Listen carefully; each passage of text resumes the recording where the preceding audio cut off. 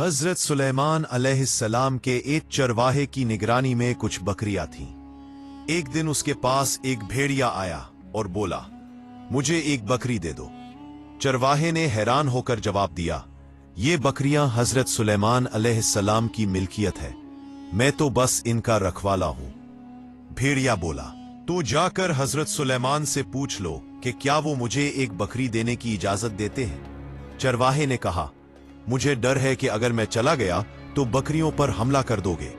भेड़िया हंसा और बोला, जब तक तुम वापस ना आ जाओ मैं खुद बकरियों की निगरानी करूंगा। अल्लाह ना करे कि मैं खयानत करूं, लेकिन अगर मैंने खयानत की तो मैं आखिरी उम्मत का कुर्बे कयामत वाला एक आदमी बन जाऊं। यानी अपने आप को बद्दुआ दी कि हम यानी मौजूदा मुसलमानों की तरह हो जाऊं। यह सुनकर चरवाहा रवाना हो गया। चरवाहा वापस आया तो देखा कि भेड़िया वाकई बकरियों की निगरानी कर रहा था। चरवाहे ने कहा, हजरत सुलेमान ने तुम्हें इजाजत दे दी है कि तुम किसी भी बकरी को चुनकर खा सकते हो।